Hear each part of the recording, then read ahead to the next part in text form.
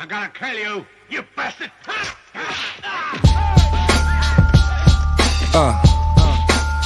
Here's the juk. All you see is crooks. Shout out to Havoc, good looking on the beat. Forever P. Street life was good. About to go in, son. Look, red bones and red bottoms. Like Red Bull, we gon' give them wings, we red dot them. Candy rappers, send them in, we red hot them. Headshot them, go against my grain, get head problems. Big dummy, garbage rappers, we red fox 'em. Shoot an actor in high depth and red box 'em. Tip the scales in my favor, stay in your top 10. If life's like a triple beam, I'm weighing my options. Y'all like wide map, you high map. Keep a big popper, cause I ain't ready to die yet. I digress, or I'm just too intense to digest. Stretched in a Pyrex, compliments to my chef. Game ain't been the same since I left. Is they really crooks or just a pain in my neck? Wu-Tang, ain't no lanes in my set. Fresh pair of Nike Airs, I just do it for my check. I'll be the first to tell these rappers, get your bars up. Shout to P, you know it's havoc when we mob up. I tell that smut, date over, pull your drawers up. Cigar guts, all up in the club, putting squad up. Throw your squad up. Throw your squad up. Throw your squad up. Cigar guts, all up in the club, putting squad up. I swoop in, shooting like I'm paratrooping. We all in, we riding, we carpooling. My whole crew, we diving, we platooning. Salute me or shoot me, Huey P. Newton. Your buffoonery is quite amusing. This is not monkey business, stop cooning. It's a method to my madness, I know what I'm doing. There's a reason. Shalom. Welcome back.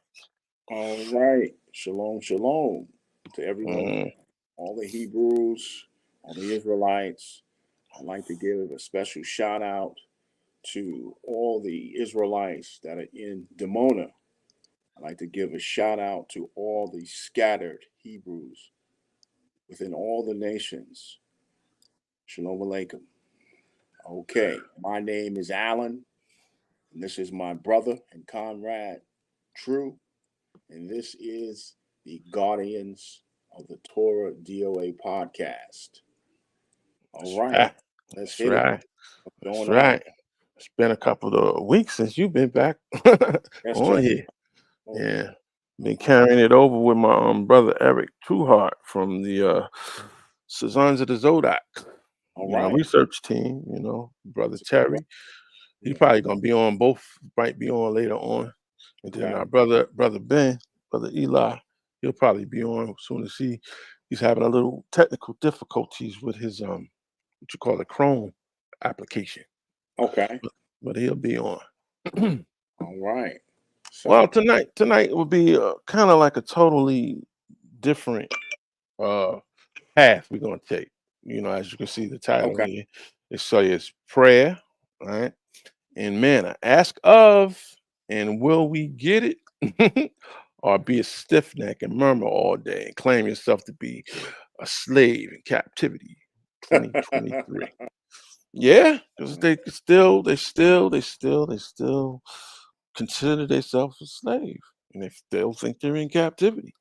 You know what I mean? We done did, I don't know, several shows explaining this, breaking this down. Went through debates and all kinds of topics that show and prove that the curses and this and that. The Abraham famous Genesis 15 verse 13, how that does not really have anything to do with 2023. I mean, however, it has a lot to do with the ancestors way back then, the biblical ancestors, the scriptural ancestors. Right. But us as the descendants today, we don't have the the features to be been around from over 4,000 or 5,000 years ago to turn around and say that we are those. You know what I'm saying? Right. Yeah. A lot of the people that are teaching, this is a teaching that's going out that anything that happened in the Bible, as far as in the what they would call the Old Testament, has to do with us as far as we being in different captivities and the curses. Now, when it comes to the curses of Deuteronomy, chapter 28. Anything that has to do with the descendants has to do with us, but anything that has to do with the ancestors has nothing to do with us. There is no scripture in the Torah or the Tanakh that speaks about 2023. I will say that again. There is no scriptural content in the Torah or the Tanakh that speaks about 2023. Genesis 15:13 is totally different from the 1619 to 2019 400-year theory. That's what I'm calling it. So people need to stop that. We are not in captivity. We're not. We have modern appliances, which is what we're on now speaking. We don't walk around with slave papers. We're not living on a plantation. People should know this. Anybody that is teaching that we're in captivity doesn't know what they're teaching. Okay. Doesn't know what they're teaching. And I'm just going to Yeah, put shalom, shalom, fam. That's why I didn't want to interrupt you. So, brother. shalom. All Yeah, right. shalom. Brother. How's it going? Yeah, good, good. Very interesting what you're talking about. Like, because like there's a lot of how would you say? Like, there's a lot of confusion, I think, with us, with Israel, and all around the world. Like, because we're listening to different types of camps and doctrines, and Right. some truths, some myths. Like even I am confused, to be honest. Like, I mean, when it comes to this topic, because me and Brother True, we were talking about it just very briefly this morning, Right. and the descendants and lineage and things like that. So, I Right. mean, like when it comes to my family, like many of us who are descendants of slaves, we don't Yes. even know who we are, as in Right. like our family lineage, because like when I was speaking to my mum and dad, they're very vague about you know where our family descended from, and they don't know. They just don't know. Right. What we do know is that many of our families, as in like African American or from the Americas, including Right. Brazil, the Caribbean, the US, you know, we're scattered all around the world because we were just scattered originally as slaves, Yeah. and we lost everything that we had as in identity, lineage. Like, I mean, you could speak to many, say, Caucasian people, and they will be able to basically backtrack and find their lineage, where they come from, where their family originates from, more or less. I mean, look, not to say that I actually trust the science that they're using, right? But Right. I mean, many of like their grandparents remember that grandparent, and remember that family member. So there's a good chance that many, say, people of Caucasian origin living in European countries can remember where their family originated from. Right. Where when it comes to the Negro race, as in who were actually slaves, right, Right. and now are free, right, or like the yoke has been lifted off us. We don't know where we came from. And Right. the horrible thing about this, and which is really true. The horrible thing about this is that a lot of our families, a lot of our family members, Yeah. routinely were raped. So Right. we've got many of us have been tainted with that Caucasian bloodline. Do you understand Yeah. what I'm saying? All Yes. right, including myself. Right. Right. So that my family, as I say, like on my dad's side as well. Right. So um, and my mum's side, because it was rampant in the West Indies. That's why you've still got a lot of Caucasian, like people in the Caribbean who speak Right. fluently, like speak literally like the Caribs, or the people of that region, because Right. their family has been there for 200-300 years. Right. Can I add to that? Uh, Well, go ahead. Go ahead, True. Well, I'm gonna say this much. Me being that how I look at these things, and I'm gonna put up for like the 18th time Deuteronomy 28, but I'm only gonna talk about just two verses from it, right? And I'm gonna say something that's pertaining to any of us, whether we be Afro American, any form of the U.S., any form scattered from Great Britain to any of the four corners of the world, and I'm gonna take the color barrier away from it also. So I'm not gonna even say the Caucasians. I'm not gonna say none of that stuff because the whole basis of our awareness of who we are, right, is based upon Deuteronomy 28, and I'm gonna show you why, and I'm gonna show you that if anybody was to question you or and you would need to answer that, right? You would be able to answer them without a doubt if these things fit you. Okay? Let me put it on the And that's screen. what I want. Yeah, that's what I want. Let me put it on the screen. Give me a second. Uh, all right. Like I said, we've went through this for weeks and weeks and weeks now. Deuteronomy 28, curses and the blessings and all that stuff. But Right. I've been saying it and saying it over to them that the only thing that we need to concentrate on, right, besides trying to get those blessings, is this verse 46. All right. I don't know if y'all can see it, but I'm going to read from 45 to 46. I'm going to read it twice, and Okay. I want you all to even put your input in it, and keep in mind the curses begin at chapter 28, verse 15, right? So Right. we will be reading all of this to the last verse, which would be 68. But I'm going to home in on 45 and 46, and I want to get your input on this. All right. It Okay. says, in all these curses, right? That's all that's written from verse 15 to this point and after this point. And all these curses shall come upon thee, right? And shall pursue thee and shall overtake thee until he shall have consumed thee. Key word, consumed thee, and until he shall have destroyed thee. All right, destroy you. We know what that means, right? Because thou didst not hearken to the voice of the Lord thy God, right? To keep his commands and his ordinances, which he has commanded thee. So clearly, those that read that know that that is not talking about them unless they have went through the process and not have hearkened to the voice, right?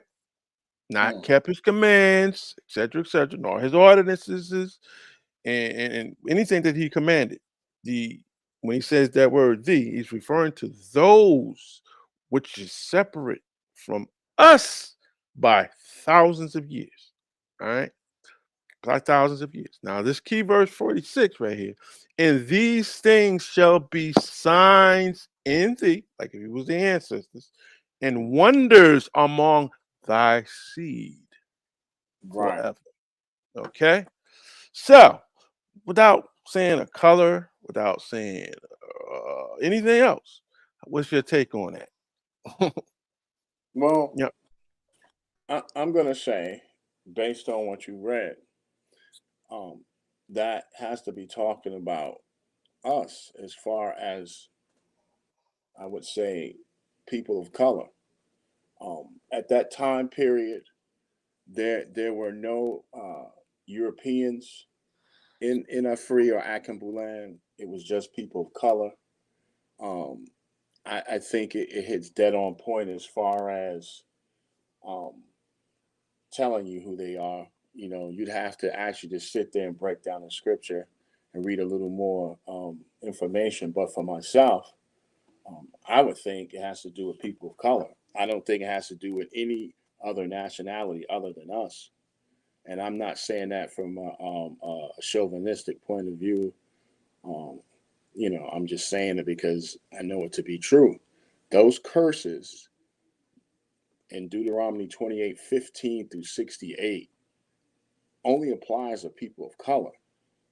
I mean, it's just so many clues in there. If you sit there and read it, you would you get a better understanding. For those who are listening, if you're confused and you don't know who you are, and you're a person of color, um, you need to go and read the book of Deuteronomy, chapter 28, 15 through 68, and you know, read about the cursings and the blessings.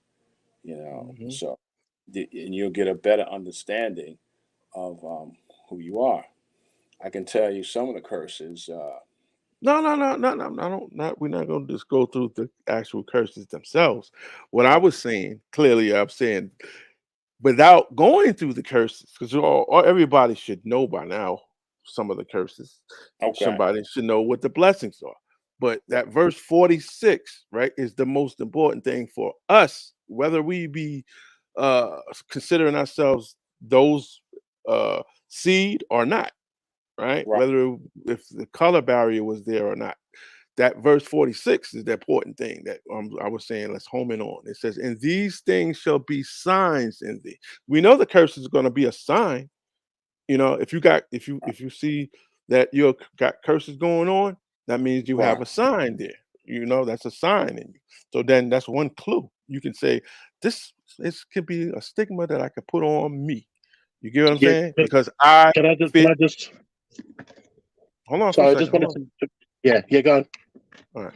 In other words, if you see that those curses apply to you, right, from 15 to 68, right, you can pretty much say, okay, then I am that group of people that is being referred to. But you can't be the people that the curses itself that, like I said, and these things shall be signs in thee, because those that had those signs, right? If you go back a verse up, and it said what those things would do. Which would do what? It should pursue them, it should overtake them, right?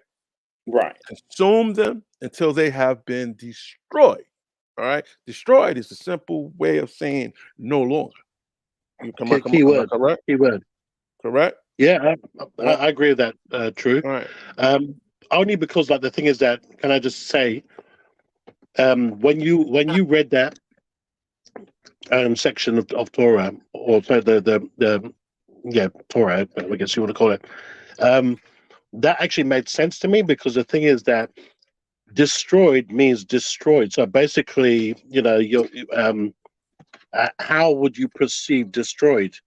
Destroyed as in keyword destroyed, maybe your lineage damaged or tainted, or you know your pure lineage no longer exists. You could also interpret it that way, I guess. Brother Alan, what do you think?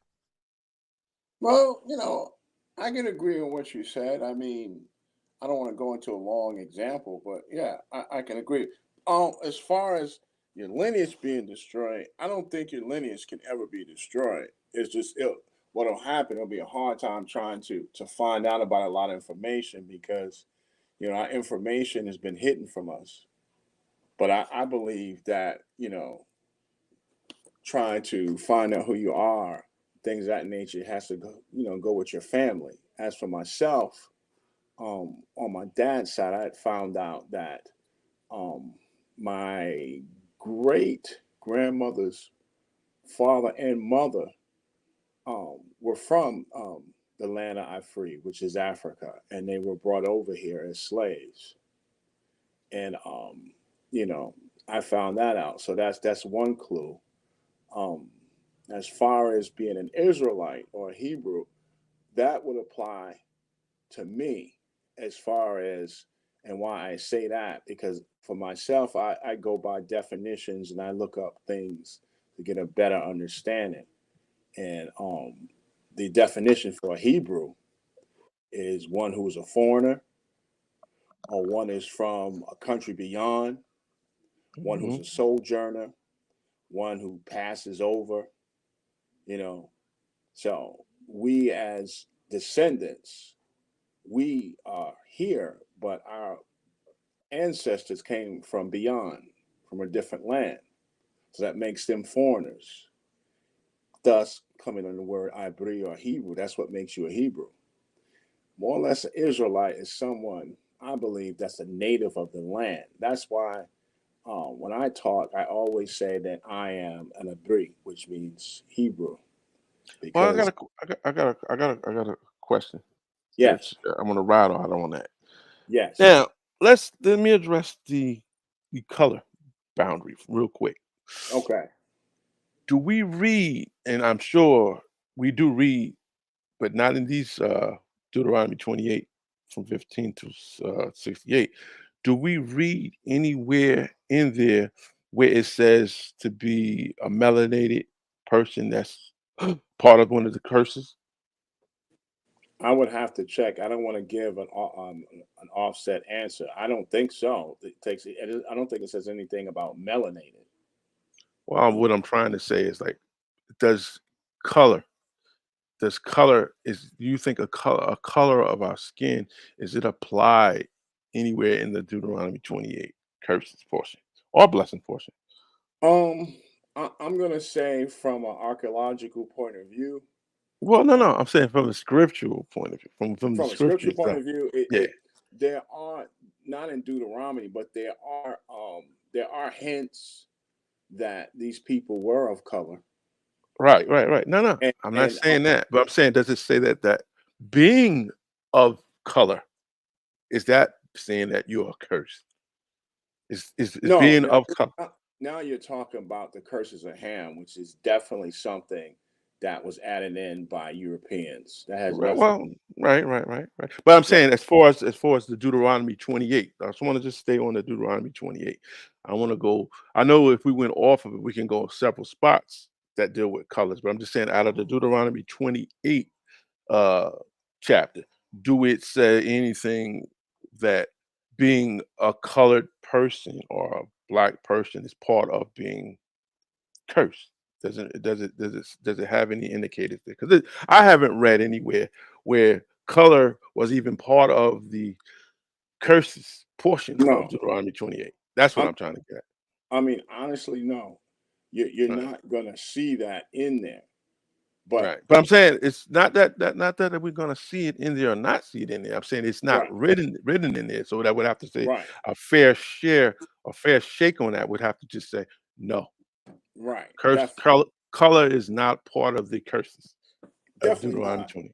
So But now, hold on. I know you want to say, but hold on for a second. Hold on.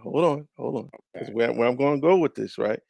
We okay, know that if we read other portions of our scriptures, and I believe it's in the Tanakh side, yes, there is indications where those that were of color were cursed, right? To yes, be like, say, how's that saying? The curse of Gehazi. You know that one where it was cursed from melanated to become white as snow. right, Guess what? Guess what? yes, Some Israelites today, right, carry that curse, which is not a part of Deuteronomy 28, carry right, that curse, and that curse is upon them forever. Just like these signs is upon among the seed of right. those that curse forever. Guess what? There are some of us that's carrying the curse of being non-melanated also. That are Israelites. It's a possibility. I wouldn't No, rule no, that. no, no, no, no. Gotta say the word possible because when you say possibility in the audience of the viewers, they say, well, it's a possibility, but it's not in scripture. But see, Right.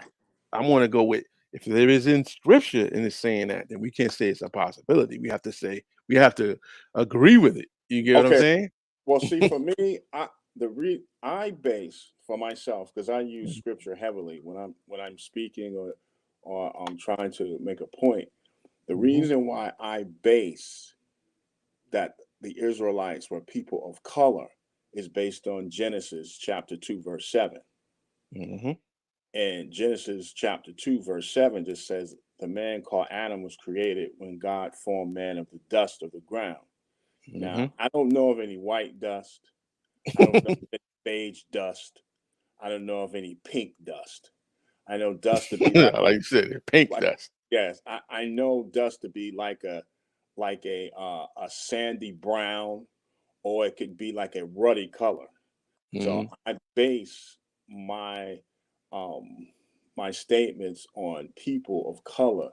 In that time period, there were no Europeans in Afri. Anyone of Well, Anglo-Saxon or European descent was more towards the northern, as far as the Caucasus Mountains. mhm. So, anyone now, there is a theory that people of color left Afri and went to regions where there was no sun and they couldn't get vitamin D in their skin. Thus, what happens? Their skin started to change and was more lighter. Now, that's a theory. That's something that I don't know if it can be proved scientifically, but that was something that was stated. I know there's a gentleman who was an archaeologist named Louis B. Leakey. He's dead now, and Mhm. this was a European man who did archaeological digs on looking for the first man on Earth, and he claimed that the first man on Earth, which was in Africa or Afri, was a man of color. Now, Mhm. this is from a scientific view.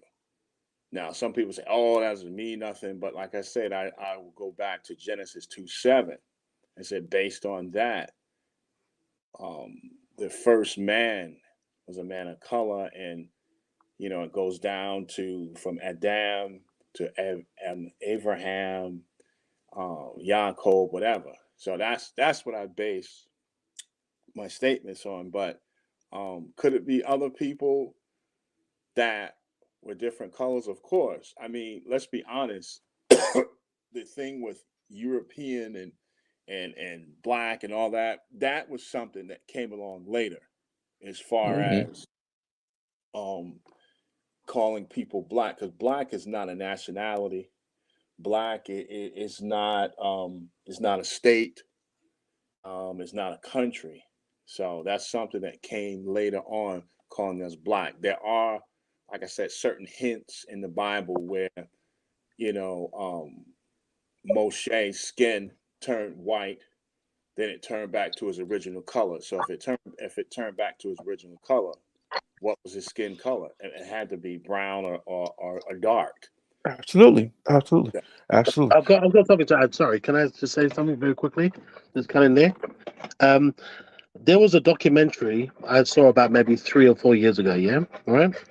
And basically there was this white Caucasian family, Mm-hmm. and some members of their white Caucasian family were tracing back, right? I think it went like 2 or 3 generations, Mm-hmm. their family history, and they Right. found that they were of the African slave trade. So they were living in Britain, and their family were black descendants of slaves, I love it. Mhm. and they were shocked. So they were a completely Caucasian family, right?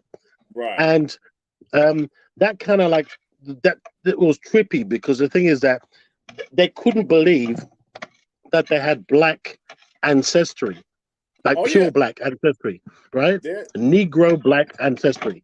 So it was like, wow, is this really true, right? Because Yeah. they went back to their, great great grandfather, you know, and I think the other side as well, on the wife's side as well, they went back 2 or 3 generations, and they had also black, from the African continent family members. So Right. it was really, really weird, right? So they traced it back, and then it completely changed their perspective Yeah, I believe you're breaking up a little bit. on black people in Britain, and the slave trade, and they had a complete respect. Sorry, you could meet. Just hold on a second. Hold on. Just let me move. Mhm. Yeah, just give me one Yeah. second. A lot of truth in that. Right. So basically, Oh right, yeah, you it's a could lot meet of these truth in it. people on the But street. You could meet these people on the street, and you know, they could be talking to you. They might have, greeny or blue eyes or whatever have you, right?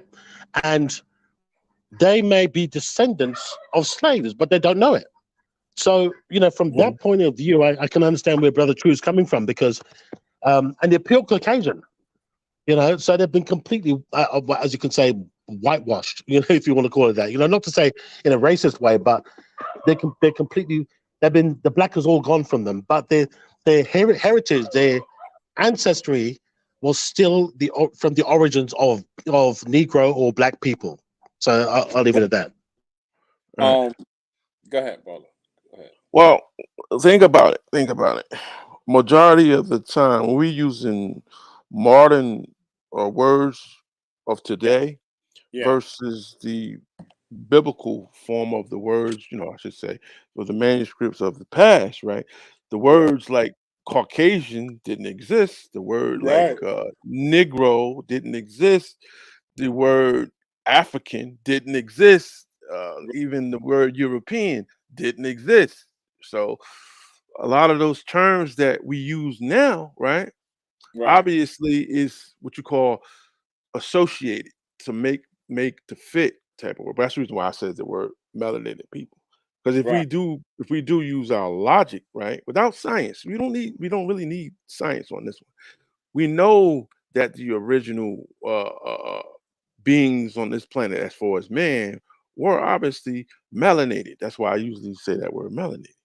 But right. don't get it misconstrued that all of the Israelites of today are all melanated people, Oh, of because course not. that is the point I was trying to make. That Okay. is the point I'm trying to break, because when we put a stigma on us all being of melanation, right? Then Yes. we are actually we are we're doing like the how would you say the Caucasian did to us. You understand? You're Basically. doing the same thing. That's why I said that statement. We don't find in the curses of Deuteronomy 28 from 15, or even the blessings from from verse 1. None of it talks about color of the skin. Zero talks about color of skin.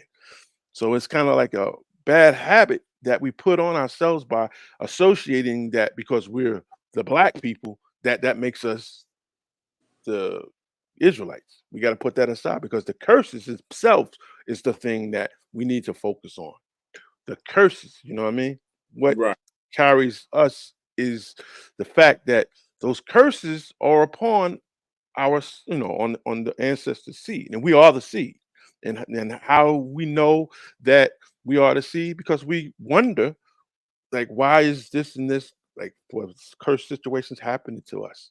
You know what I mean? Why is this and that happening to us? I wouldn't even put being a slave even associated with that, because that's nothing there besides, I think, verse 68. And that didn't even say about slaves. It says on a ship again to Egypt. You get what I'm saying? So hmm, assumption, they assume that because the transatlantic slave trade is slave ships, that's part of the curses, which that is far from the truth. Two different associations. All right. right, What we need to do is kind of bury that doctrine, because that has nothing to do with the Deuteronomy 28 right. curses. Nothing. Definitely. Nothing. Definitely. All right. But I'm gonna read Second Kings chapter 5. All right. Second Kings. Second Kings chapter 5. I'm just gonna read verse 26. Let me put it on the screen. Because the best way to show things so that people can see things. You know what I mean? What I'm gonna do, give me a second. I have it highlighted. I said something about Gehazi, What are the verses? verse 25 or 26, verse 26. Second Kings 26. I have it highlighted there, right? It says, when comest thou, Gehazi? And Gehazi said, thy servant has not been hither or thither. And Elisha, which is Elijah, said to him, went not my heart with thee when the man returned from his chariot to meet thee? Question mark. And now that thou hast received silver, and now that hast received raiment, and olive yards, and vineyards, and sheep, and oxen, and men servants, and maid servants, the leprosy, you see this? The Mhm. leprosy also of Naaman shall cleave to thee and to thy seed forever. All right. And he went out from his presence, lepers like snow. We know that's talk about white, Yes, without a doubt, correct? correct. Without a doubt. So that statement there, even though that's not part of the Deuteronomy 28 curses, right? Hmm. Or the blessings, right? It's a curse that's put on certain forms of Israelites that coming from that particular lineage to be what color? Forever? White. White. All right then. So for someone to turn around and say, "Oh, I know that I'm such and such because I'm black," guess what? Not gonna work. Am I clear? Not gonna work. Not gonna work. It's not going to work. But however, I know a lot of people knows that the European are not Israelites. They know that they're not Israelites because they treat us like shit. I guess that's what they were basing it off of how they say it. But that ain't the real truth in that either. That ain't the truth in that either. All right. Right. So literally, we shouldn't even be focusing on melanation or non-melanation, to be honest with you. This is true. That's This is you know what I true. mean? That's because Yeah. that's just the same thing. Very interesting. Hmm. Uh, And then and this is just like I said, literally a key marker. That's I'm gonna go back to it, and then we're gonna move on to the actual basis of the topic. right. All right, verse 46. I read 45 to 46. Deuteronomy 28. This is the only thing we have to concern ourselves about, whether we be black, white, green, yellow, or whatever. It says, "In all these curses shall come upon thee and shall pursue thee," right? "And shall overtake thee until he shall have consumed thee." That is the ancestors. "And until he shall have destroyed thee." That's the ancestors. "Because thou didst not hearken to the voice of the Lord thy God." That's telling you that's the ancestors because it's what you call principle of the past, correct? "Because thou didst not hearken," right? "To the voice of the Lord that God to keep his commands and his ordinances when he has commanded thee." That's the ancestors. "And these things shall be a sign in thee," the ancestors, "and wonders among thy seed," which is the descendants. That's us. If we, have those curses as a wonder upon us, that's how we know who we are. That should answer that question. Big time. All right. Anybody got any disagreements or anything you want to ride on it? Then we gonna start the show. No, no, definitely not. No, No, yeah, no. Yeah, go, brother Alan. All right. no. I was just gonna say, for myself, it's nothing to really disagree upon. I mean, Mm. we're all on the same page. So, Of course, we're always on the same page. I'm right, just saying that yeah, this is morely for the viewers that they can get it. Because right. a lot of people, they focus just on because my color of my skin that makes me the Israelite, and that's giving No, you a sense of pride. And that sense of pride is not the answer. It's not yeah, the answer. Yeah, but can I just add as well, right, to this thing? The thing is that I don't know like what you brothers know about the ancestor.com and the DNA testing and all that kind of stuff like that, right? yes, So we're putting our faith in man, and like even the most well known prominent, you know, black, I'll say black because they are, teachers, in Israel, right? They, they're the pride. Oh wow, yeah. Look, I know I come from this part of Africa, which were, the Bantus, and they were, this and they were that, right? So it's like, but they're putting their faith in taking a piece of their blood, their DNA, giving it to these companies. Then the companies own their DNA. That's why I never did it. I never, I was tempted. I didn't know much about it, but I didn't do it. So, like, when Brother G Dash and all these others were doing it, it was a big thing. And like Israel, a lot of our people, in our community were getting DNA tests and of ancestry.com and all the rest. It was the big craze. Find out where you are. Why do we put so much faith in the technology that's literally demonic? You know, Yeah. It's not that it's just demonic. It's just the fact of it is it's a device, a division device to keep you from focusing on exactly. who the most high. And I want you to remember that word I said device, because we're gonna run into that word device later on when we start the lesson. Device, yeah, divisive. hmm Now let's think about that. What you said, DNA tests. That's all. That's all. Like you said, that's the heathen's way of thinking. We don't read anywhere in any of the scriptures that even talk about DNA besides Deuteronomy, Numbers, and Abraham. Am I correct? Yeah. But people dwell on, Yeah, I gotta get me a DNA test to prove that I came from Africa. And Africa ain't written in the scriptures. You know what I'm saying? See what I'm saying? Those are all devices or divisional things to Here, keep you from focusing on the most high. You here, notice that, right? here's the funny thing about taking the DNA testing.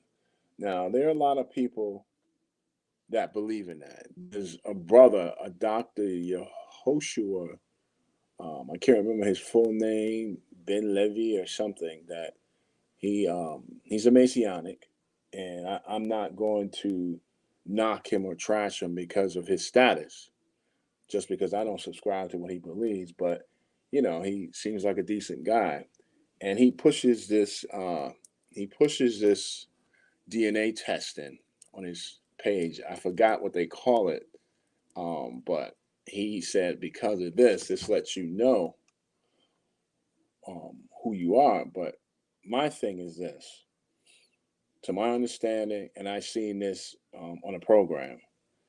Every time you take that DNA testing, you get a different result, and those DNA tests, yep, they do not tell you your tribal lineage. All they can give you is genetic markers of where your people allegedly walked. That's it. They can't say, Mhm, okay, we took your DNA, we ran it through a database, and you are part of the Judean tribe. They can't do that. So these mhm, people are spending their money, $300, $400 or whatever they spend, and they're thinking that they're getting rock solid evidence. But in mhm, in actuality, like I said, based on I seen a show on this, two shows, and this one guy, he went to three different places and he got three different answers. It's not like he got the same answer. So he was confused. Plus I read about, this DNA testing. I don't knock people that do it, because if that's what you need to make yourself feel complete, then maybe that's something you need. But all I need is the Most High. You know what Well, I'm saying? let me ride it out one more time and give him some more completeness, because guess what? We know that DNA besides Deuteronomy, Numbers, and Abraham ain't written in the scriptures. Right, So if they're relying on those devices, that word devices, I right. got an answer for that again. And I'm gonna stay right here. It's highlighted. And these things shall be signs in thee and wonders among thy seed forever. The only scripture that distinguishes the Israelites from differentiating the other peoples. DNA don't mean shit. All right. So exactly, and don't I mean completely agree. hmm You Yeah. know what I'm saying? Not to turn around and say, "Well, I got a birth record that says I came from this lineage and this and that." Well, guess what? That ain't written in there.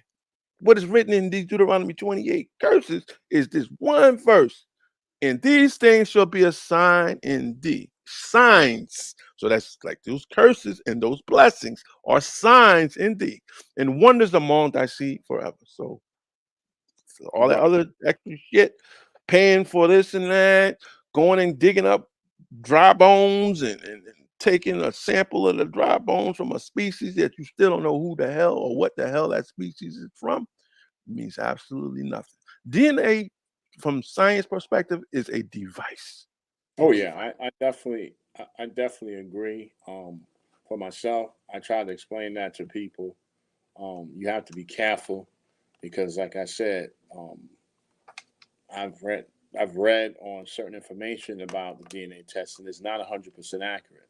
If it's not Mhm. 100% accurate, then you shouldn't use it. Not even I don't care if it says, oh, it's 99.8%. Yeah, Still 2% that it may be wrong or it's gonna be wrong It's because gonna be there's no gonna way. be it's gonna be it's gonna be wrong regardless, because a person Right. like me will come along and yeah, say but hold on. it, Did that? that Sorry, I've got an angle on this one as well. Shouldn't we not look to truth sayers and also alchemy? Isn't that forbidden? Wait, I didn't absolutely. understand that. Say that again. I didn't hear So you. basically, isn't the DNA testing that's alchemy, isn't it? That's magic. That's like a forbidden, a device or technology, isn't it? Like, I mean, we shouldn't I, be delving relying into, on giving, yeah, relying on Absolutely. it and giving our blood and Right. following it and believing it. Right. Well, You know, I wouldn't say magic, but I would definitely agree as far as we're not supposed to be giving our blood, things of that nature. You're right. not even give it our blood. I think he's trying to say we shouldn't be focusing on that stuff. That's Oh, literally. definitely. yeah, because it's not a medicine. It's not a medicine, right? It's not like therapeutic in any way, right? It's actually what they're doing is it's like similar to what Saul did. When he he wanted to gain favor with the Most High, so he wanted to Right. find out and speak to. Sorry, who was it now, guys? You know what I'm saying? When Saul spoke to the witch, the lady, she knew that he was coming. Right. It's Regardless, similar to that, regardless of it, right? the mere fact of it is a distraction device, some type of form of distraction. It's not something that we should literally be focusing on and teaching others to focus on and relying on, because it's not scriptural. It's not scriptural sound. I know a lot of people don't like to hear that, but it's not scripturally backed by anything. And It's not. divisive. It's not. It's not a part of the signs that we are wondering over. Nothing to do with it. Nothing. Absolutely not. That's why a lot of people that get in these social groups and they go at each other's throats based upon, oh, you are black, you ain't an Israelite. Oh, you white, you ain't an Israelite. That's why they go through all that this despicable annoyance of fighting over something that ain't even scriptural. You understand? It's a device just made to distract us from the focus on the Most High. That's clear. All right. That's what the problem is. All right. Mm, Let's get this started. All right. The subject of the topic is prayer and manna. Ask of and will we get, or be a stiff neck and murmur all day. Claim yourself to be a 2023 slave in captivity. You see? hmm That's another form of distraction. People keep saying, "Oh, captivity, polluted land. Mister can't do this and that in that land. We can't do this and that here. We're not." That's all distractions. Distractions. All right? Distractions. It's just a bunch of people murmuring over bullshit. Literally. All right. I'm being honest. Murmuring over a bunch of Oh bullshit. shit! Mm-hmm. All right, let me read this. Was the manna the ancestors ate literal and real? And what is it known to be today? I know many of us don't really know what is manna anyway. You know, we read about manna first time in the book of Exodus, Chapter 16, word. right? Um, it's basically it was supposed to be a supply of food to the Israelites in the wilderness, miraculously by the Creator. That's what it's supposed to be.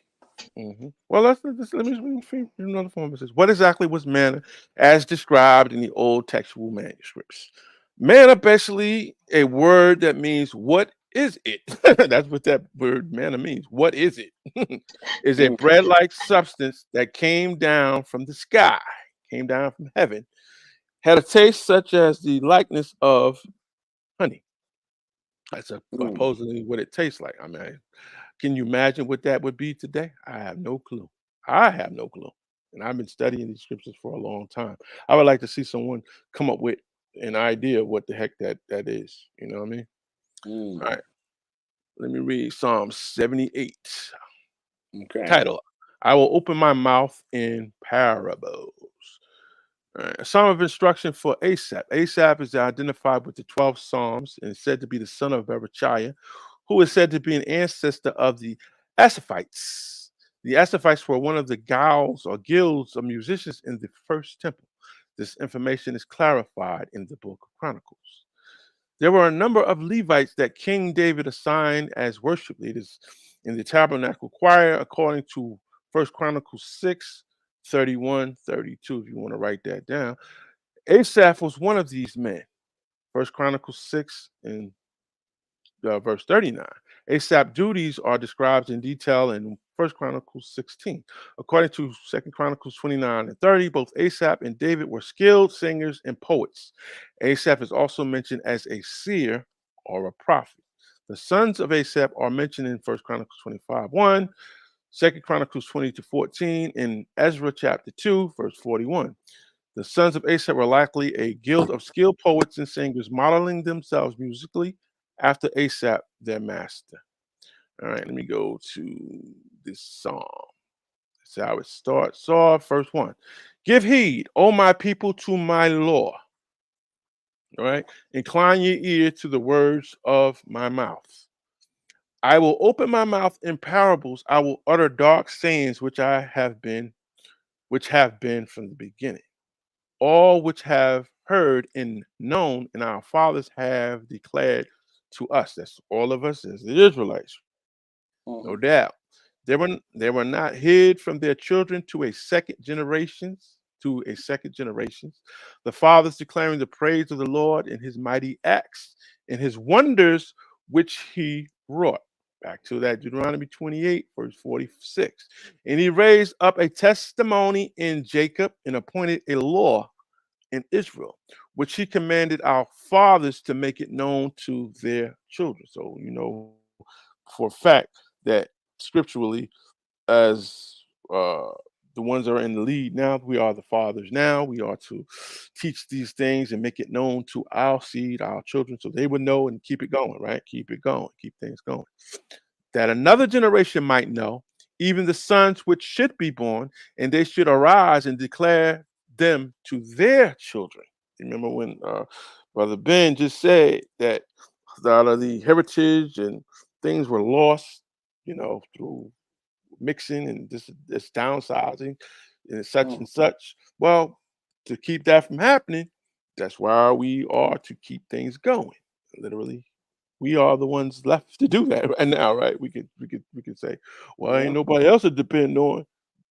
So we have to be the ones to spread the word. So keep our children's going. All right. Let me keep on going here. That they might set their hope on God and not forget the words of God, but diligently seek his commandments.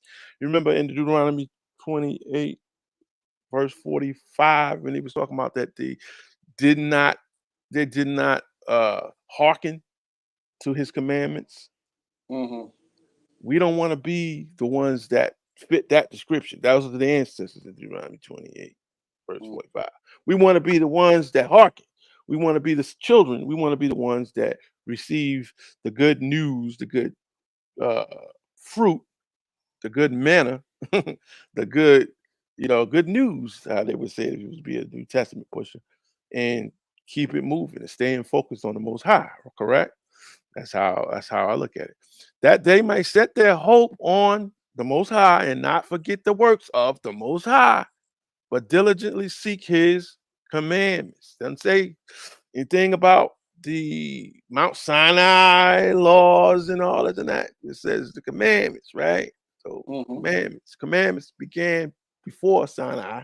Commandments began probably before man. When you think about it, he made a commandment or some type of saying, and that was a command, and things that had to be in ordinance with that. So we have to focus on his commands. That they should not be as their fathers, our ancestors, Deuteronomy 28, those cursed ones, those ones that was destroyed, right? Those ones that those curses pursued took them down, right? Right? Consumed them, right? Mm-hmm. That they should not be as their fathers, a perverse and provoking generation. We got people today that provoke and provoke and provoke and provoke and provoke. They continue to provoke. Oh, we can't do this, we can't do that, we gotta do this, we gotta do that. You shouldn't have your left shoe on your right foot and stop provoking another Israelite. Promote another Israelite. Don't provoke. Am I right? That's a good one. Yeah, it's Yeah, they true. should not they should not be as their fathers, a perverse. What does the word perverse mean? Look Oh, that up. Look that up for me. Look that up for me. uh, I know Look it has that to up. do with something that is. It's got to be something bad. It is Got to be. a person, and this is from the Oxford Language Dictionary. Perverse, um, and this is an adjective of a person of their actions showing a deliberate and obstinate desire to behave in a way that is unreasonable or unacceptable, often in spite of the consequences. Asinine, asinine, asinine. We got a lot of them today, right? Yeah, that's what perverse means. I usually call them a stiff neck, Uh, stiff neck Negro. um, many meanings, showing a deliberate and determined desire to behave in a way that most people think is wrong, unacceptable, or unreasonable. So that's Absolutely, yeah, absolutely. but Right? That's what that means. That they should not be as their fathers, a perverse and provoking generation, a generation which set not its heart aright, and its spirit was not steadfast with the Most High. It wasn't right with the Most High, right? right, Uh, the right, ancestors was not right. The children of Ephraim, bending and shooting with the bow, turned back in the day of battle. They kept not the covenant of the Most High and would not walk in His law. And they forgot His benefits and His miracles which He had shown them. The miracles which He wrought before their fathers in the land of Egypt, in the plain of Tanais or Tains. All right. He clave the sea and led them through. He made the waters to stand as in a bottle, and he guided them with a cloud by day. What did he do? He guided them with by a cloud. cloud by day. And they turned around and said, "This is an angel." What? Oh, my bad.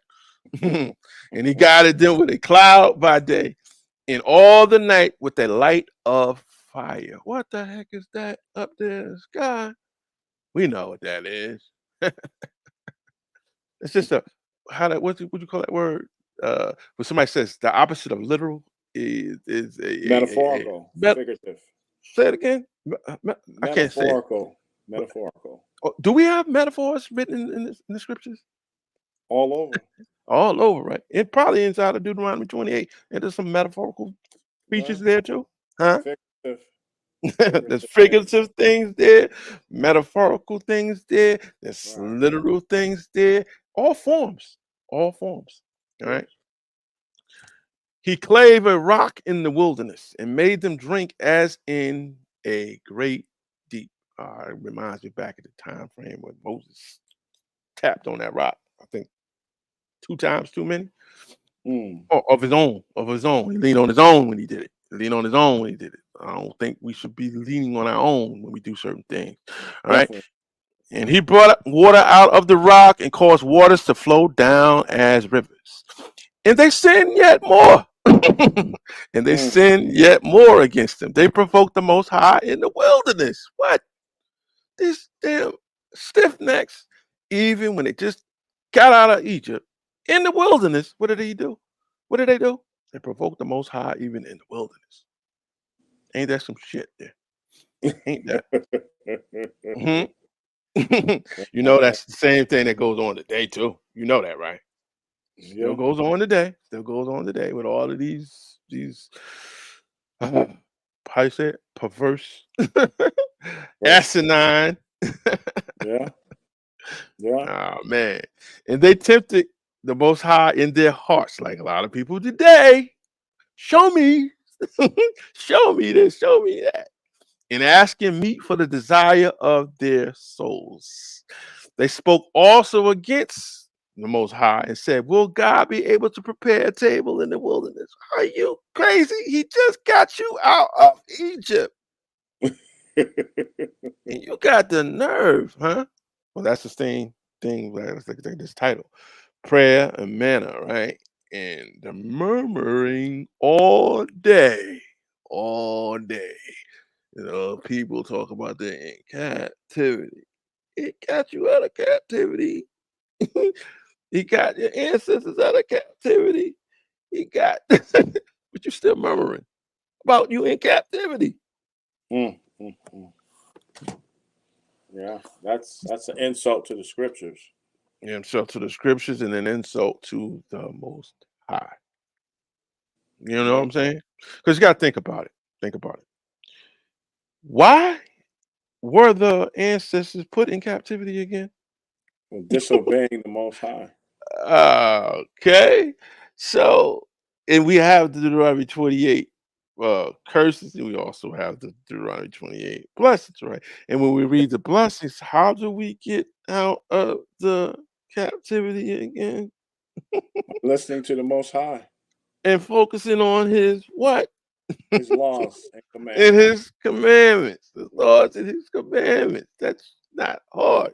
It's hard for certain people. Yeah, All it's right. hard for certain people. They can't do.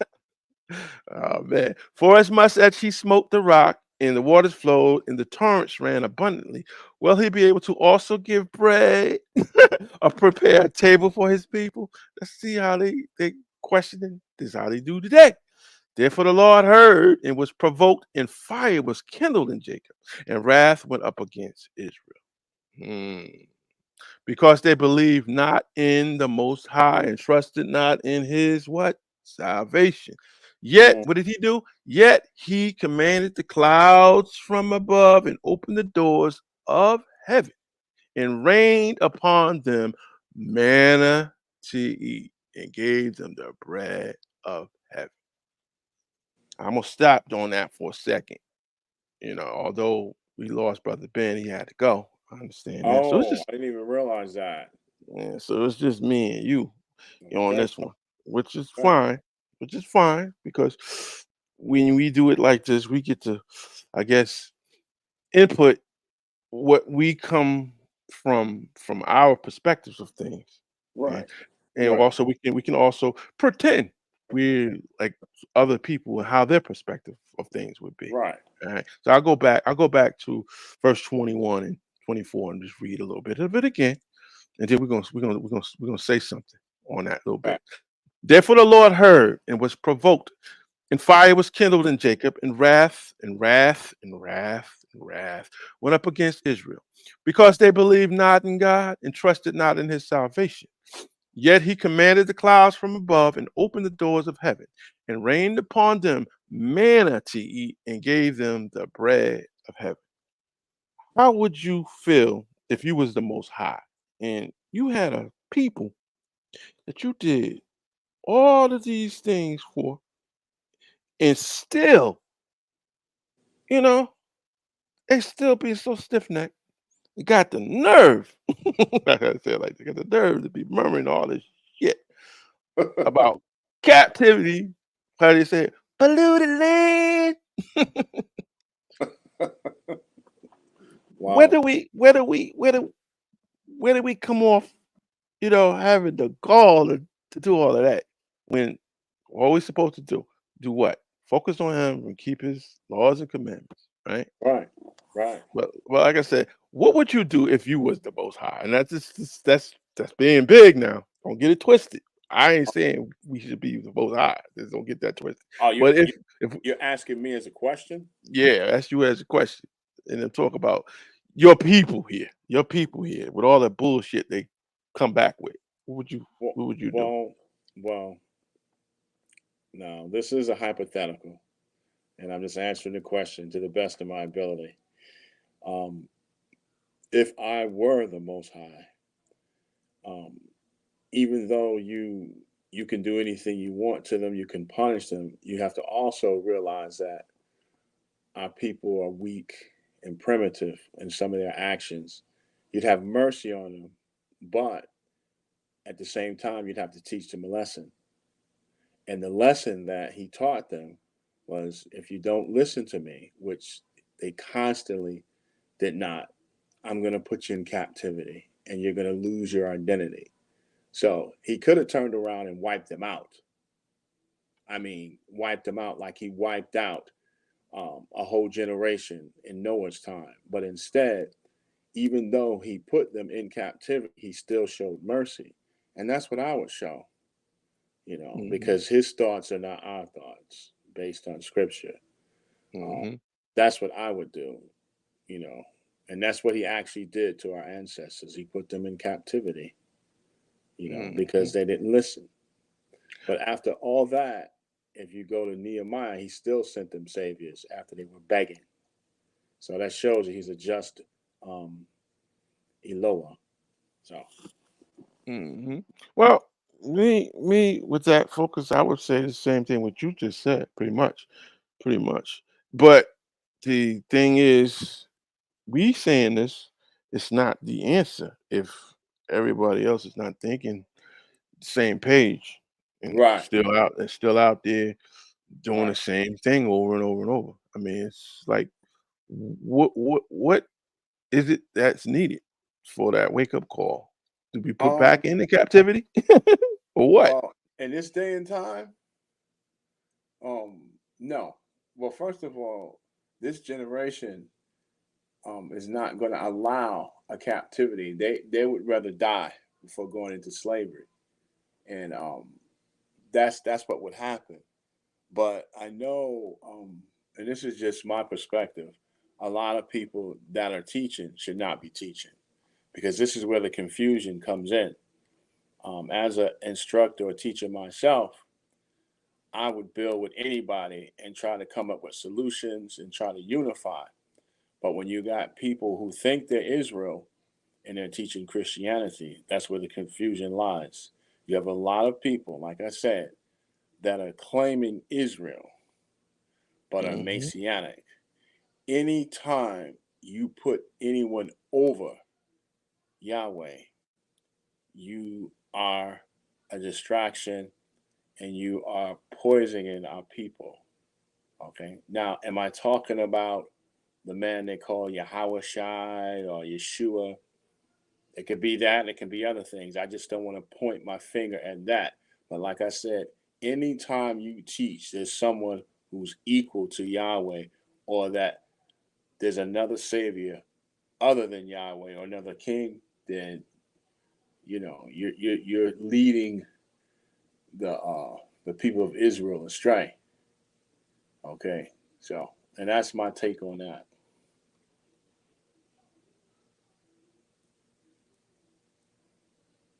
Still there, brother? Yep, still here. I just was taking a breather. Listen, this was I absorbing what you were saying. That's what I was got doing. you. Remember earlier? Remember earlier? I said for you to pick Ezekiel chapter 18 Yes, and sir. read from there for me, from verse 1 through verse 9. Okay, I'm I'm going. probably I'll probably put it on the screen, but I don't know if you're gonna use the same I version. I'm gonna probably use. I probably won't because I actually didn't bring my Septuagint. Mhm. Just So what I'm gonna do, I'm gonna read from the NOG, which is the mhm. name of God's Bible, if that's okay. That's okay. And I'm going to, you said the book of Ezekiel, Chapter 18. chapter 18. Hmm. That is Verse. Chapter what, 18, verses 1 through 9. okay. And I'm going to read that now. Read it real slow because she's going to be reading in a different version, and I would love to see and compare it. Okay. And it says, everyone will suffer for his own sins. That's the title. And Hmm. it says, Yahweh spoke his word to me, which was Ezekiel, who he spoke his word to. He Hmm. said, what do you mean when you use this proverb about the land of Israel? Hmm. Fathers have eaten sour grapes, and their Mm-hmm. children's teeth are set on edge. As I live, declares Adonai Yahweh, you will no longer use this proverb in Israel. The Mm-hmm. life of every person belongs to me. Mm-hmm. Fathers and their children belong to me. The person who sins will die. Suppose a righteous person does what is fair and right. He doesn't eat at the illegal mountain worship sites or look for help from the idols of the nation of Israel. He doesn't dishonor his neighbor's wife or have sexual intercourse with a woman while she's having her period. He doesn't oppress anyone. He returns what a borrower gives him as security for a loan. He doesn't rob anyone. He gives food to people who are hungry. He gives Mm-hmm. clothes to those who are naked. He doesn't lend money for interest or make an excessive profit. He refuses to do evil things and he judges everyone fairly. He lives by my rules and obeys my laws faithfully. This person is righteous. He will certainly live, declares Adonai Yahweh. Mm-hmm. Now that's very, very good, especially when you read it from you said the NOG version. They kind NOG. of like, yeah, they kind of gave it a modern English spin, and it wasn't too bad. It wasn't too bad. I Right. actually liked it. I actually liked it. Okay. I'm gonna read it. I'm gonna read it in the Greek Theodosian version of the Okay. Septuagint. All right, Okay. same thing. It ain't gonna be much different. Just not gonna be Okay. the same modern words. It Okay. says, "The soul who sins will die." That's saying all those that sin, those souls, right, who sins will die. And the word of the Lord came to me, saying, like you said, this is Ezekiel, son of man, what mean ye by this parable? Yours says proverb, parable, proverb, parable, proverb, proverb, parable. By this parable among the children of Israel, saying, the fathers have eaten unripe grapes, and the children's teeth have been set on edge. Question mark. As I live, says the Most High, surely this parable shall no more be spoken in Israel. I'm going to repeat that. As I live, says the Most High, surely this parable shall no more, not anymore, be spoken in Israel. Meaning, this is it. How when Michael Jackson did his last gig, that this is it. This is it. All right. And this is in the book of Ezekiel, chapter 18, right? Right. Chapter Yeah. 18. Before a New Testament, before a new persuasion, the Israelites had this. All right. As I live, said the Lord, surely this parable shall no more be spoken in Israel. For all souls are mine. In the soul of the Father, so also the soul of the Son. They are mine. The soul that sins, it shall die. What more do you need? That should be scary to scare the hairs off your back. Right? But Oh the yeah. man, but the man who shall be just, who executes judgment and righteousness, who shall not eat upon the mountain, and shall not at all lift up his eyes to the, when I say that word, devices. Yeah. The devices of the house of Israel. And you know, Israel have had many, many, many devices that they have created of their own. Of Yeah. their own. And obviously following suit of the other nations, the heathens that we just talked about, DNA tests and Yeah. oh the mirror. Let me get this mirror. Oh, I know I'm an Israelite because I look like I'm an Israelite. That's a device. And I ain't talking about the mirror. All right. But the man who shall be just, who executes judgment in righteousness, who shall not eat upon the mountains, not follow the bullshit that the other nations come up with, create, and shall not at all lift up his eyes to the devices of the house of Israel, and shall not defile his neighbor's wife. You said it in a different form, same thing, and shall not draw nigh to her that is removed. It's talking about her period. Huh? shall not oppress any man. What say it again? It shall not any shall not oppress any Israelite man. Does it say that? It says he doesn't oppress anyone. It shall not oppress any man. They don't want you. Most High don't want you to oppress any man. But shall return the pledge of the debtor and shall be guilty of no plunder. Shall give his bread to the hungry. Huh? What? You mean I tell me take the bread off my table and feed the hungry? You're damn right. And clothe the naked, and shall not lend his money upon usury. You know what it means, right? Some type of form of bribery, buying somebody else shit to Yeah. make them be a part of their shit. And shall not receive unsurious increase. Don't pay me no thing to be special, huh? And shall turn back his hand from injustice. I mean, you see somebody over there doing something wrong, and you're not gonna let that slide, are you? Right? No, definitely not.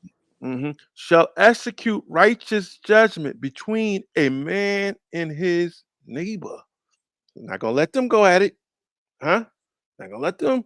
We Yeah. go black on black crime, black on white crime, white on black crime, white on white crime, Chinese fighting. You're not gonna allow it, right? Between a man and his neighbor. And this is the key word for those polluted landers, I call them. And has walked in my commandments. Walked in my commandments. Wait, walked in the Most High's commandments. What are those? You have any idea? All right. And kept mine ordinances to do them. What? You mean we got to do them? To do them. He is righteous. He shall surely live, says the Most High. So that is the answer to being differentiated from being those that their souls die. You want to live, so you want to follow what the Most High tells you to follow. Keep His commandments, right, and His ordinances and stuff like that. Do them, right? It's not Yes. hard. Yeah. Not hard. Oh, wait a minute. The thing is, the topic was prayer and Amen. manna. Yeah. Ask of, and we will get, or be stiff necked. And remember all day, claim to yourself to be 2023 in captivity. Yeah. I don't think so. I don't think so. Well, Alan, you know, we could go longer in this if we want to, but there's no need. I think the point was made, right? The Yes. point was made. What is manna really? Manna is to me meat or bread from heaven. Like this is what we read tonight. This is meat. This is bread from heaven. You know, basically from the most high, what we just gave. Yeah. All right. But you know what? Next week, next month, they'll be back at it all again with the same doctrine over and over again. None of this means nothing. These scriptures that we read means nothing. These scriptures is actually just a bunch of words on print. They'd rather go with their lean on their own and create doctrines of their own, or should I say, from the one West. They're not gonna always pick on the one West because they're not always the ones that created some of this mess. Not even the Catholic Church done though. Not all of this damage. It's a lot of it is our own people, our own Israelites, their devices, their divisions of things. Right. Um, I want to um talk about the manner again, as far as some of the interesting meanings that I'm looking at. You Hmm. know, what? Give me 1 second. Give me 1 minute. Take your time. I mean, like I said, I'm looking we up. got all we got the bulk of this done. So at this point now, whatever you want to put out there is extra. If it's meat and fruit, let it Right. ride. Let it ride. Well, I'm looking at the word manna, and it says a Hmm. noun, and it says food miraculously supplied the Israelites in their journey through the wilderness. Now that's one meaning. Now Hmm. this one's very interesting. It says divinely supplied spiritual nourishment. Woo! Say that again. For manna, which is a noun, the second meaning or definition says divinely supply spiritual nourishment. Spiritual nourishment. That's what it says. That's meat and And fruit. That's meat yeah, and fruit right. from the sky. And there's another one that says a usually sudden and unexpected source of gratification, pleasure, or gain. Mm. Yeah. Well, you know what? Since you brought manna back up, I might as well go ahead and read uh Exodus 16. I might as well read that and then we can close out. Okay. Okay. All right. Exodus 16. Okay. Septuagint version. Manna and quail from heaven. Manna and quail from heaven. This has got to be what you call the literal part of this. And they departed from Elim, and all the congregation of the children of Israel came to the wilderness of Sin, which is between Elim and Sinai. And on the 15th day in the second month after their departure from the land of Egypt, all the congregation of the children of Israel, let me get my thing back over here, mouse over here. All right. Israel murmured against Moses and Aaron. And the children of Israel said to them, would we have died smitten by the Lord in the land of Egypt when we sat by the flesh pots and ate bread to satiety? That means they were satisfied they were Right. eating. Right. For you have brought us into the wilderness to slay all this congregation with hunger. That's how they started. That's how they got started. Yeah. The niggas got started then.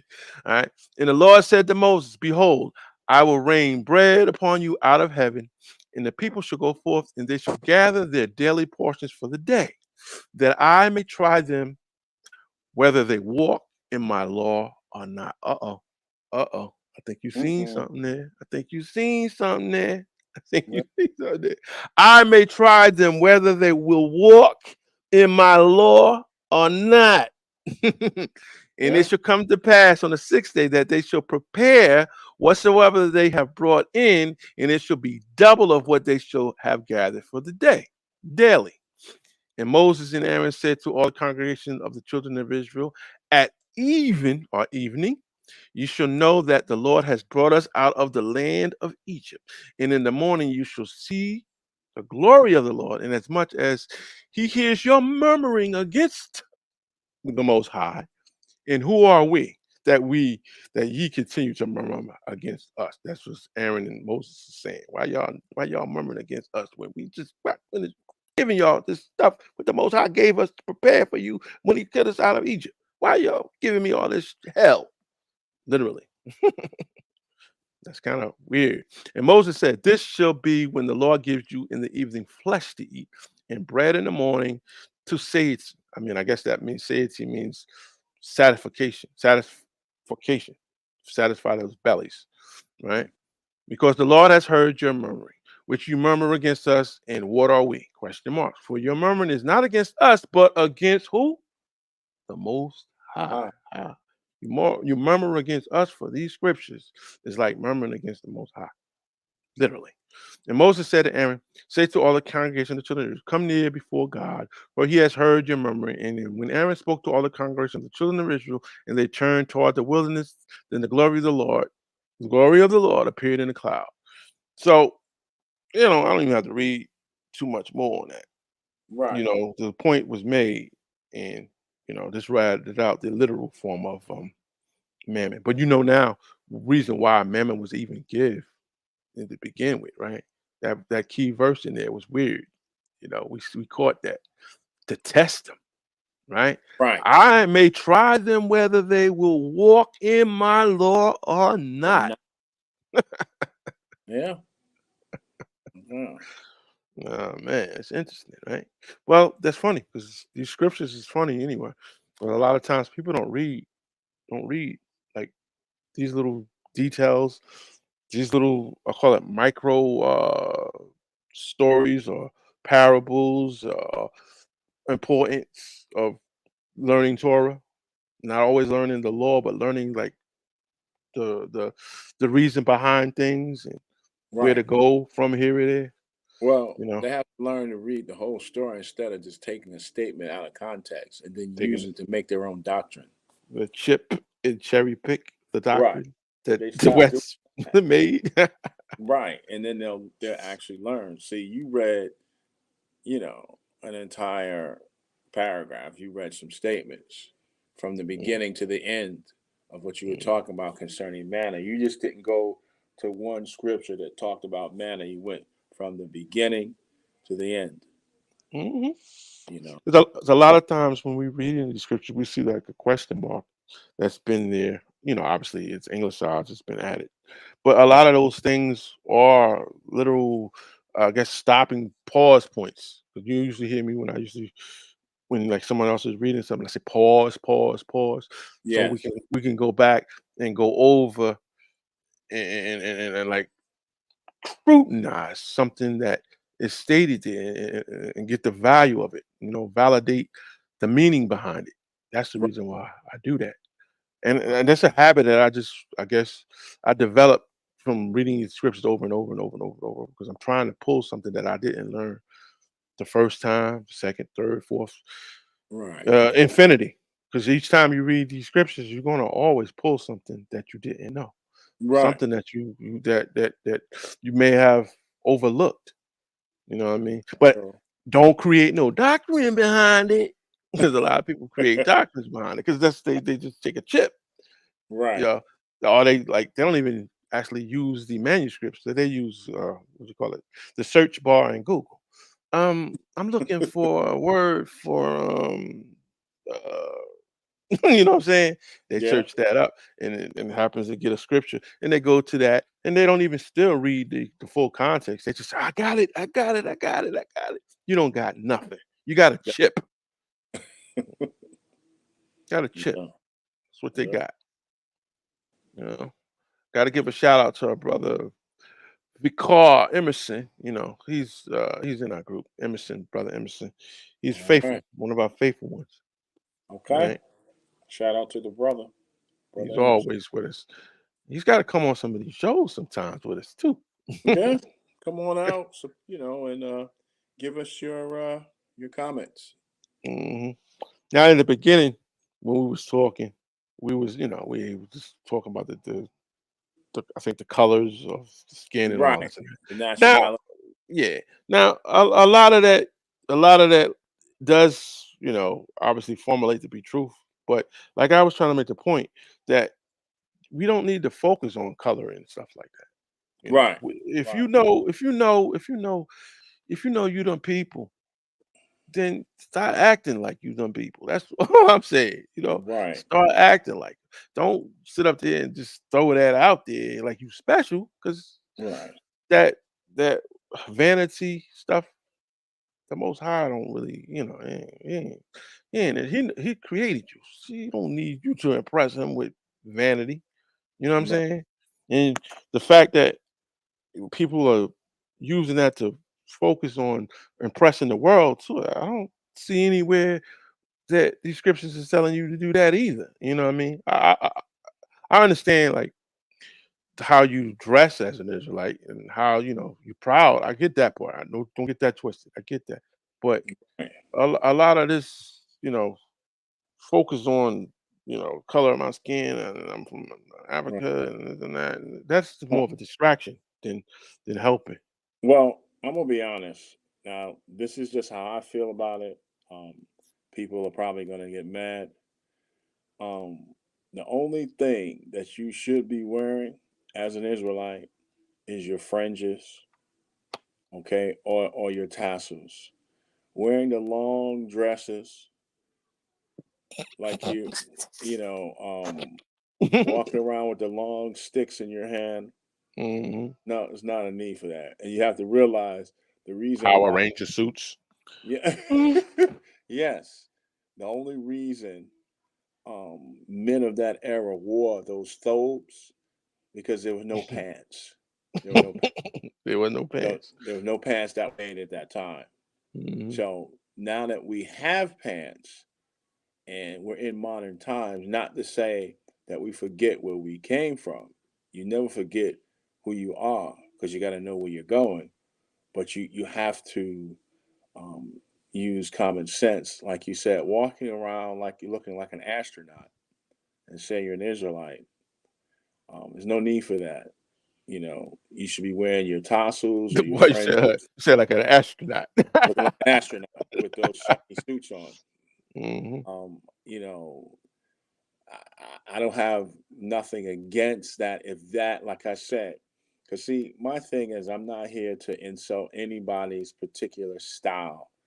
If you feel that you have to wear, I'm not going to even call it a Power Ranger suit, but if you feel that you have to, and this is more to the people who are very, I'm not going to say any particular group, I'll just say any of the ABC camps.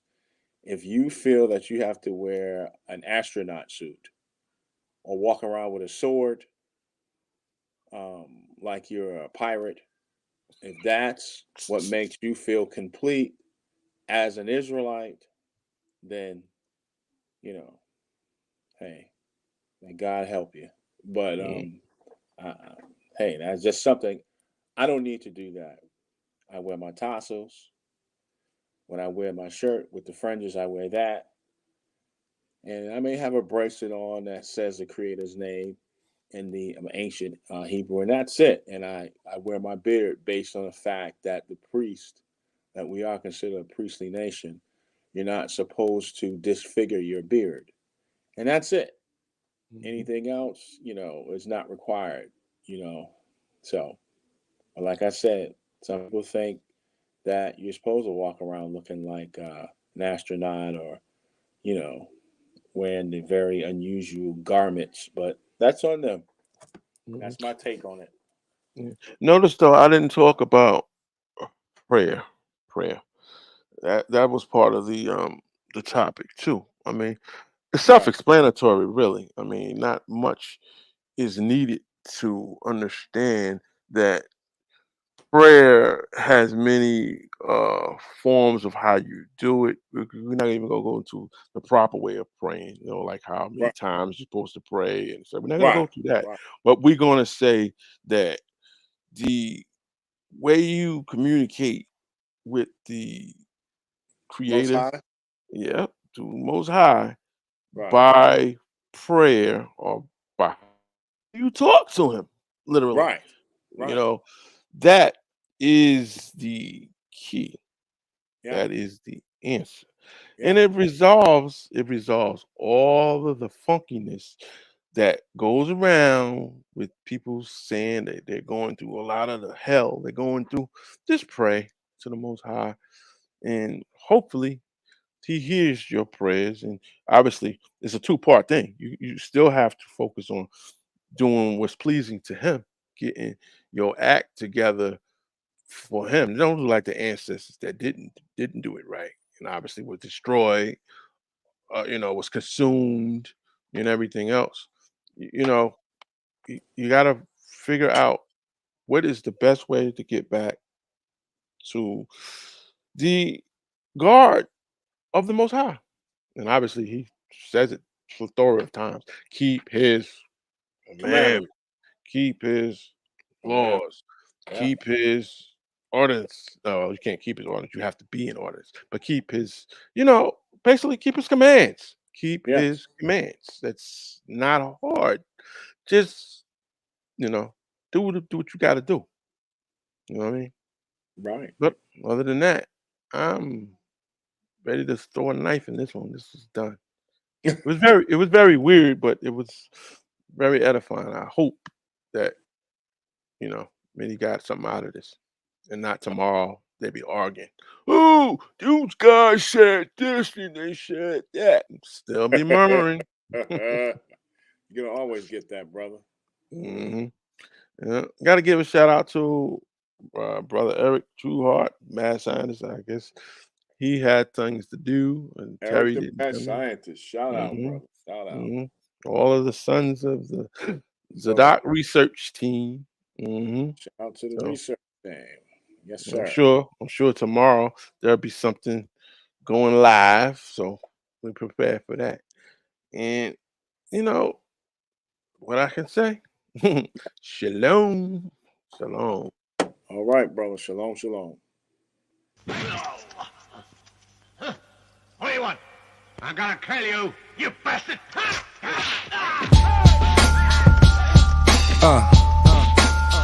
Here's the juk. All you see is crooks. Shout out to Havoc, good looking on the beat. Forever P. Street life was good. About to go in, son. Look, red bones and red bottoms. Like Red Bull, we gon' give 'em wings, we red dot 'em. Candy rappers, send 'em in, we red hot 'em. Headshot 'em, go against migraine, get head problems. Big dummy, garbage rappers, we red fox 'em. Shoot an actor in high depth and red box 'em. Tip the scales in my favor, stay in your top 10. If life's like a triple beam, I'm weighing my options. Y'all like why meth, you high meth. Keep a big popper, cause I ain't ready to die yet. I digress, or I'm just too intense to digest. Stretched in a Pyrex, compliments to my chef. Game ain't been the same since I left. Is they really crooks or just a pain in my neck? Wu-Tang, ain't no lanes in my set. Fresh pair of Nike Airs, I just do it for my check. I'll be the first to tell these rappers, get your bars up. Shout to P, you know it's havoc when we mob up. I tell that smut, date over, pull your drawers up. Cigar guts, all up in the club, putting squad up. Throw your squad up. Throw your squad up. Throw your squad up. Cigar guts, all up in the club, putting squad up. I swoop in, shooting like I'm paratrooping.